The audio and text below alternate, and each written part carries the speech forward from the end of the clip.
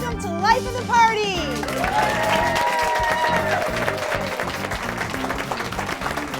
Thank you for coming, everyone. I'm Amy Chamberlain. I'm the chef and the owner of the Perfect Wife Restaurant, where we serve lots of food that we buy from people who farm it and prepare it and produce it. But today we're going to learn a lot about things you can find in the woods. And to help us learn about that is my friend Brandon Smith. Come on up, Brandon.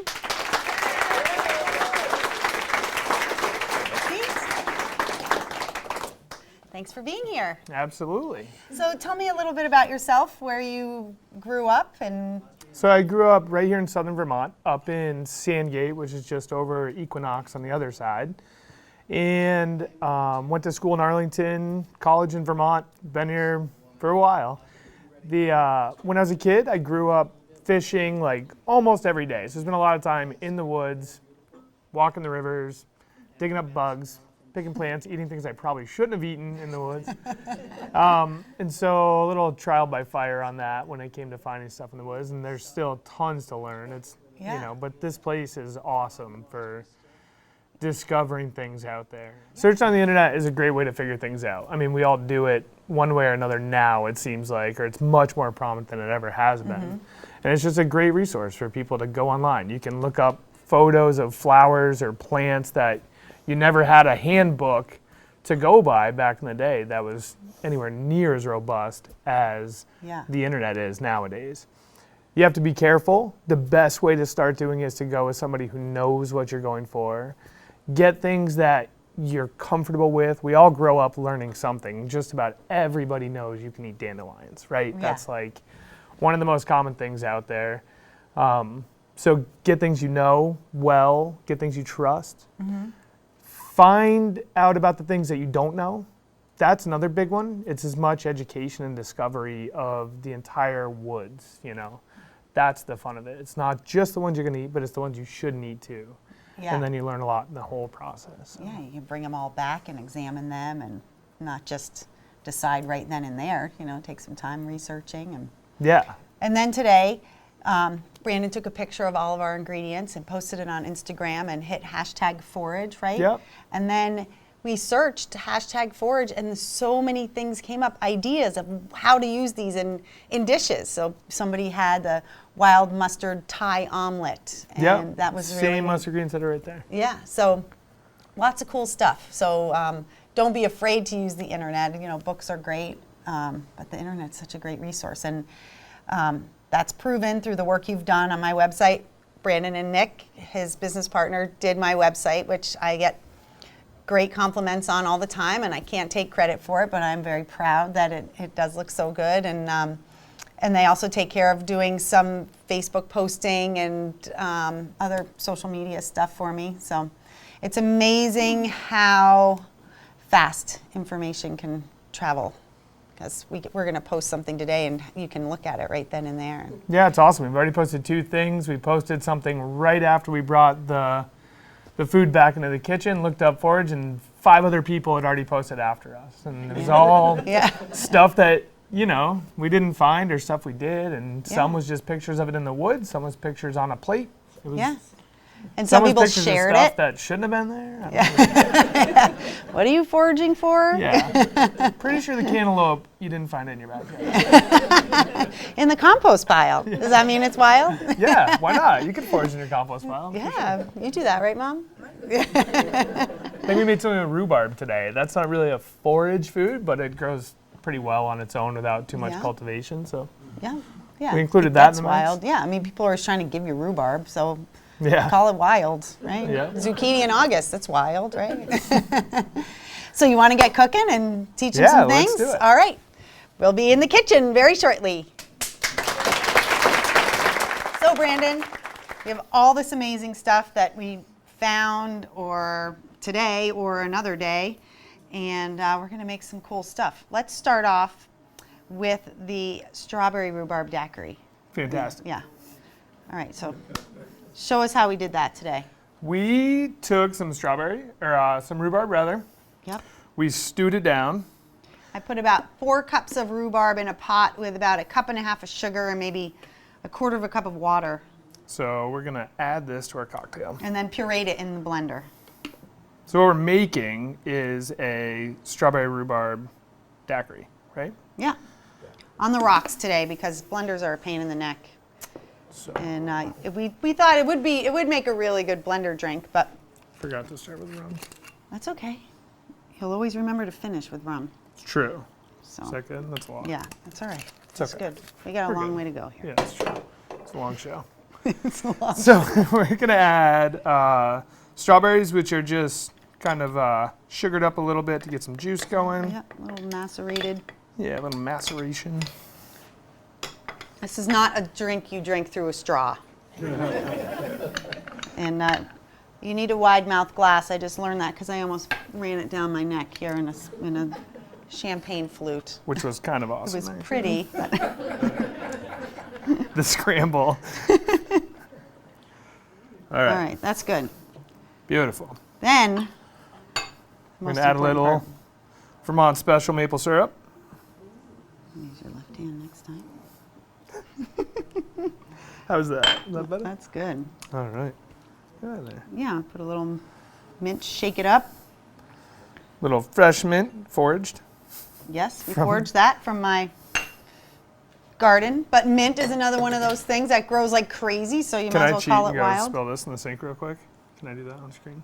No, come on. Have It's gonna some confidence. spill. Look. Is it too full? Yeah, Oh, put all too right. much in. Okay. I told you. We're like brother and sister. All right, Okay. I'm good. There he goes. Tom Cruise. Now I'm good. We'll make the mess over here. Yeah. Someone will Sorry, get that. that's probably not on the screen though.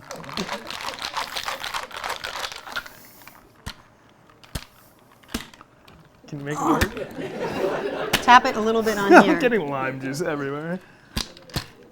There you go. All right. There we go. Nailed it. Yeah. All right. Makes it worth drinking it after. All the effort that goes into it. I'll hold that one. I think the syrup is really important. The rhubarb was sweetened and the strawberries were sweetened, but the syrup, did you get any mint in yours? Did I get both No. sprigs? I can get a new one. All right, good. All right, let's have a little taste. Cheers. Cheers. It's pretty good. That's good. Yeah. That's better than the one we made earlier, I think. I think so too. Didn't go down my neck. All right, I'll take that. Just all over my arm. All right, now we're gonna make some pesto. I'll put that there. We're making wild leek pesto. Brandon has these leeks he found. Talk to us about how to clean them and stuff. So leeks are native to Vermont. You can find them around here. Actually, I don't know if they're truly native. I'd have to look that up. But they are all over Vermont, in the Northeast. They're all over the country. They are a long growing crop though, so you can over harvest leeks or rams. They're really rams. So when you dig them up, it's important to only dig up like no more than 10% of an area of rams. Go around the edges, just take whatever you need to cook with, don't over forage for them. And I like the greens a lot, so a lot of times I won't even pick the bulbs. That'll save the life of the plant. I'll just take one leaf off the top. When you find a patch of them, they'll grow in big areas usually. You'll find clumps, but a lot of times you'll find like a nice big area where they all grow. Generally in a wet Riverbeds. area, right? Yeah, Yeah. riverbeds, wet stuff. And when you first pick them, this one's been around for the day, but this outside layer peels off really easily, and you're left with, you know, Clean leek. yeah, you barely even have to wash it. They're fantastic. Yum. Garlicky, oniony, everything you want. You'll taste that and all these things. So, So we're gonna make some leek pesto with the greens. beautiful. And what I did is I blanched the leeks first. It keeps the flavor bright and it also takes a little bit of the bitterness out. So if you use all these raw greens, it might be extra strong and maybe not as palatable, I think, as if you blanch the leeks. So you can pull that thing here. Here's all our ingredients, that's good. And this thing is a pain. I learned this when I worked with Serena, so turn that, there you go. So we'll start with the leek greens. Throw those in there. And then I also like to use spinach. I use spinach in basil pesto too because it brightens it up. I also like to use raw spinach if I'm pureeing a soup. I use leek greens in the soup we're having tonight, but if I'm making like cream of broccoli soup and pureeing it, I like to add a little spinach as I puree it because it helps keep it green. So that's about half and half, volume-wise, not weight. The pine nuts. And the cheese. You want all of it? Let me save some to put on top. How's that? And then we'll just put the top on and put some olive oil in there as it's going. Right? It worked. Thank God. Throw some salt in. Yep. And you can make it really thin if you want to drizzle it on stuff, or if you want to toss it in pasta right out of the water. You don't need it so thin. We're not having it on pasta today. We're having it with some bread. It's so good. Look at how green it gets. Yeah, it's gorgeous. It's awesome. There, that was easy, right? It's just like making pesto. When I make pesto, I remember there's 5 ingredients. That's what, you gotta pull that up first, there you go. I always remember 5, so it's basil, garlic, cheese, olive oil, and nuts. So just remember there's 5 things, and there's 5 things in there because we omitted the garlic and added the spinach and no Is basil. it good? Let me taste it. Mm-hmm. Yeah. Yeah, solid. And toasting the pine nuts is really important. It makes it a lot nuttier. Amazing Nicer. how much it mellows out with that little blanching. Right? It's just wicked good. Mm-hmm. Very, very palatable. Okay. So next we're gonna do a really fun thing that Brandon made up today in the kitchen. It's all about inventing discovery, right? Yeah. That's the whole point of foraging. Right. What the heck am I gonna do with this? Okay. Okay. So you need that, right? Yes. That and I that. have some leaves Okay. here that we saved. So this is where our morels come in. You know, morels, if you find them, awesome, and you have a ton of them, then you don't have to worry about how much they cost. But when you own a restaurant and people are selling you morels for $30 a pound in your back door, you have to make, stretch them and make them last in little bits. So, and you also want to, if you want to have them in your scrambled eggs, you want to have them in your lasagna, you want to have them on your pork tenderloin. On everything? Yeah. If you can find morels, you should put them in everything. Yeah, we did good today. We discovered these like walking distance from the restaurant, which was fantastic.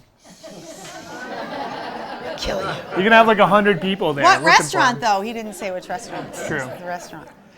All right. So here's the little stuff you made. Tell us what's in there, and I was supposed to remember what I put in it?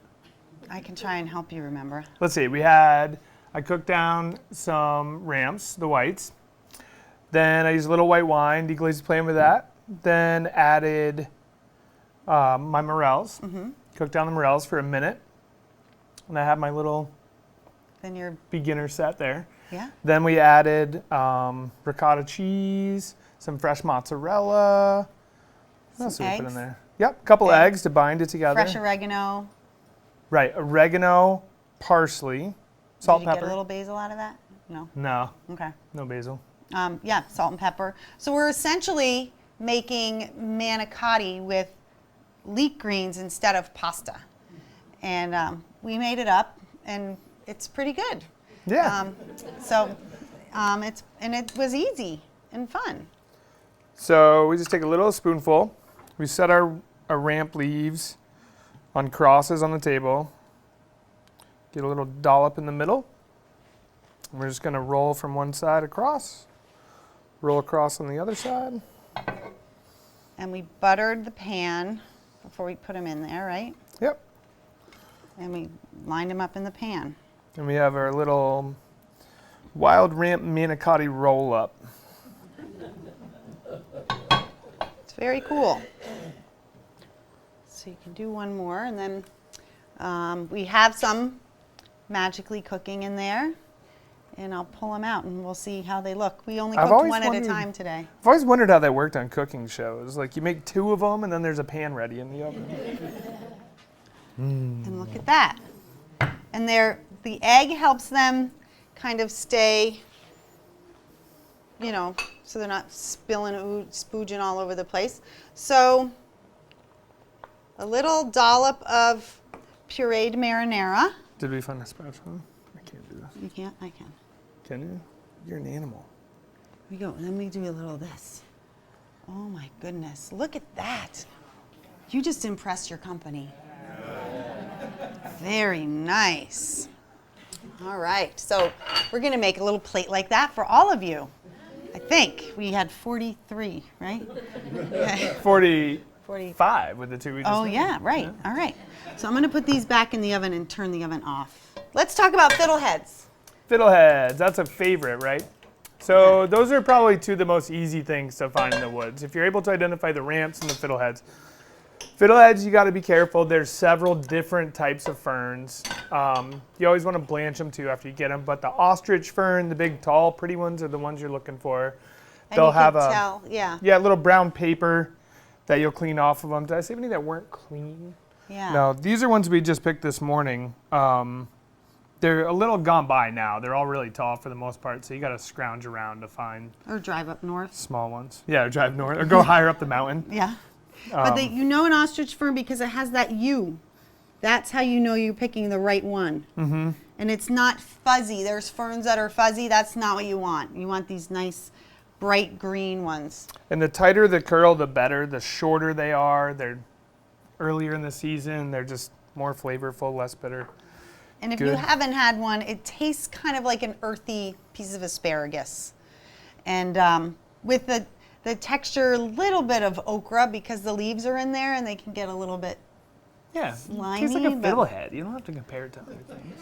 Okay. They're all going to try it. Everybody on TV can do it too. Go find it. So it's very important that you really cook fiddleheads because if you don't, you can get a bad stomach ache. I know my brother did that last year. He got a bad stomach ache.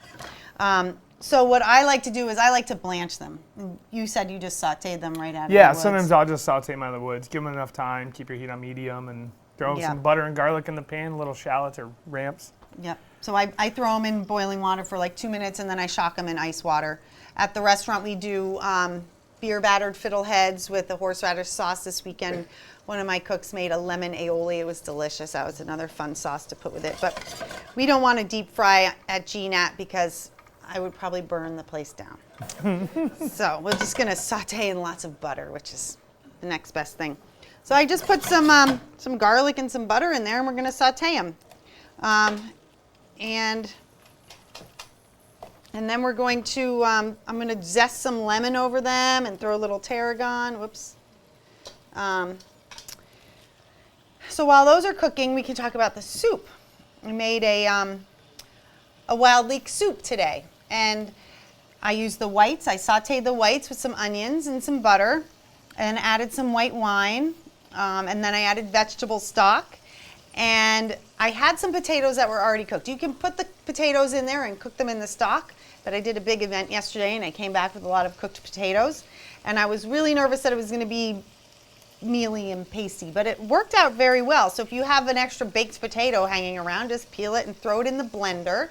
Put it all in the blender. You don't want to cook it again though, right? You want to do it at the end of getting everything prepared. Right, yes, yep. Right. So I had the cold potatoes that I put in with the hot stock. And I always, when I'm blending a pureed soup, I always put a pat of butter and a dash of heavy cream in there too. I think I turned off the wrong thing. And then I also put the leek greens in the blender. And I didn't blanch them because the stock was hot and that really helped kind of cook them. And that gave it this nice bright color.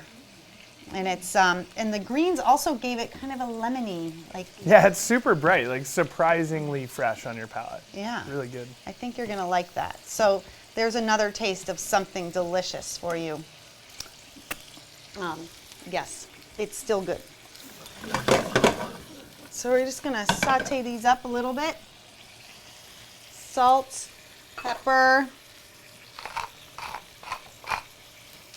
And then, of course, the micro plane.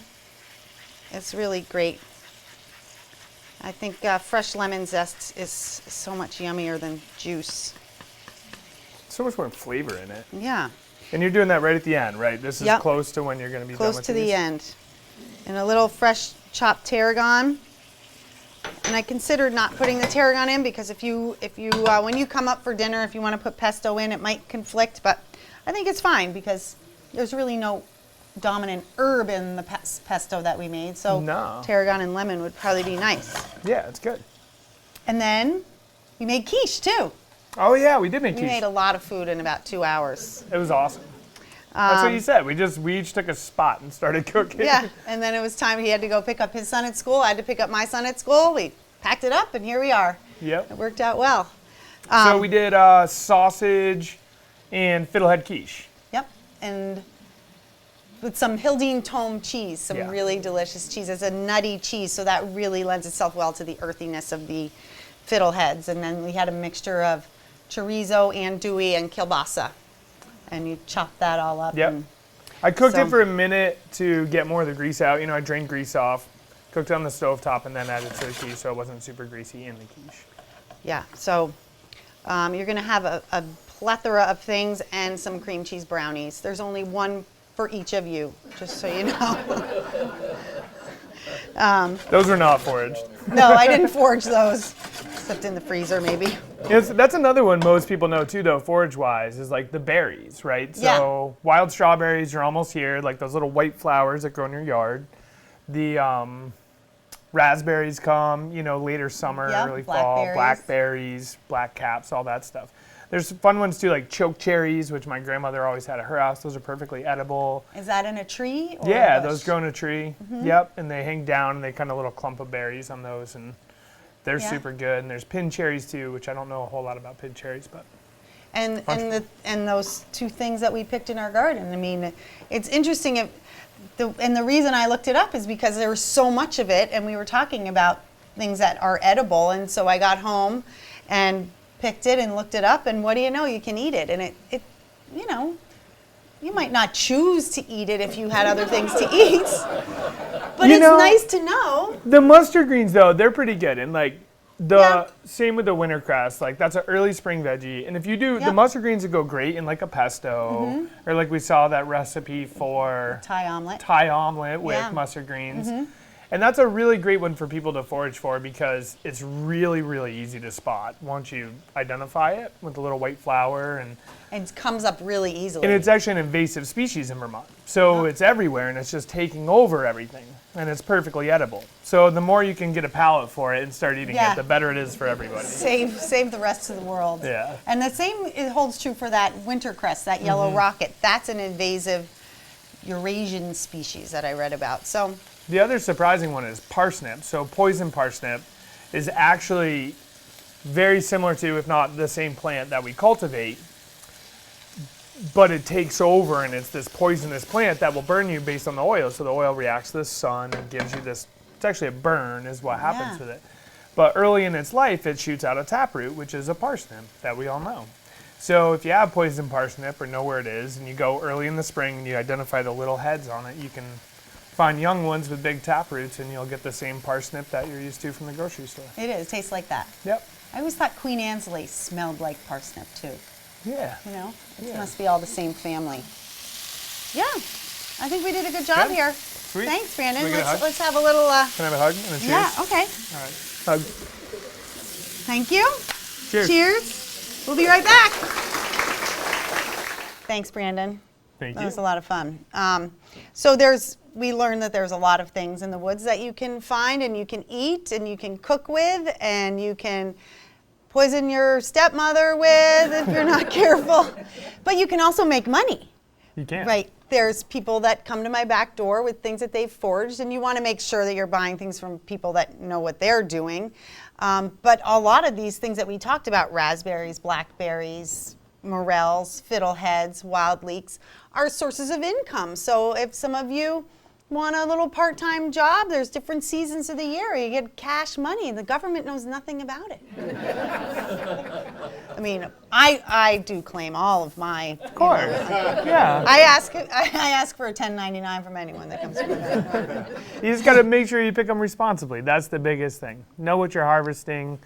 Know what the lifespan of those, harvested plants are. Even animals too. You don't want to overhunt something. You don't want to overforage something. Mm-hmm. You want to make sure you know where it's at in its life cycle and how well the plant's going to survive if you take this amount versus that amount.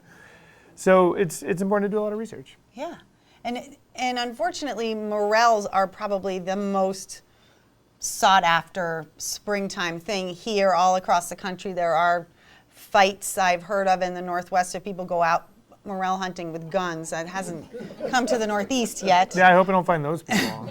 But if these people do want to go out and find morels, where should they look? They should look kind of on like loamy soil, on wettish banks near rivers is always a good spot. Under good old hardwoods, ash trees, and yeah.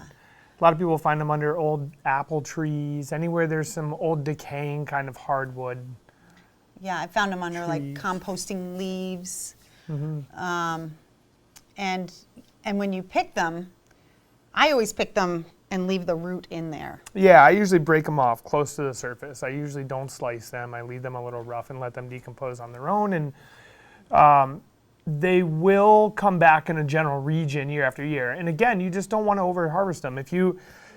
Usually when you find one, you'll find more than one. And if you look around hard enough, and you'll want to leave one that's older or one that's super young, but take, the real nice, pretty ones, like the ones we have on the, but don't over harvest them, just like anything else. Yeah. Yeah, I always do leave some, and I'm always very careful about, I'll just leave that one there, and hopefully someone that comes to that person's restaurant doesn't walk by it and pick it.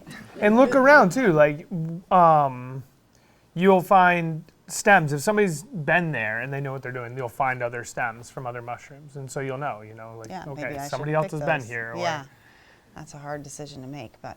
Same is true like with wild ramps and other vegetables that you find in the woods or greens and stuff. If you find that somebody's been in the same area, you find tracks and you find holes dug and that kind of thing, you might want to find a new area to go harvest from, or at the very least, just take a very little bit of what you're looking for. Yeah, that's really good advice. And if you do find a bunch of morels, I don't know how you store them, but I always cook them right away because it happens with a lot of wild mushrooms. I know throughout the season, chanterelles, boletes. A lot of insects like to lay their eggs in mushrooms, I find. So if you just leave the mushrooms, I always put them in the refrigerator first of all, but if you don't get to cooking them right away, then the eggs that are laid turn into larvae and then you have worms. And I'm sure they won't kill you, and that's probably more protein, and it probably doesn't taste like anything, but it's not pretty. Yeah, you just forage for two things instead of one. Yeah. Bonus. How do you store yours? I always keep them dry in a paper bag. I don't wrap them up tight in plastic. Mm-hmm. Mushrooms like to breathe. They have spores, and they're kind of their own thing. They're a little classification of things in and of itself, and it's not something that I'm a huge expert on, but I do like to let them breathe and keep them in bags, like a paper bag. Well, I think we've learned a lot here today. I know I have, and I hope all of you have. So thank you very much, Brandon. Thank you. Great time. Thank you, studio audience. Thank you out there in TV land. We'll see you all next time on Let's Play!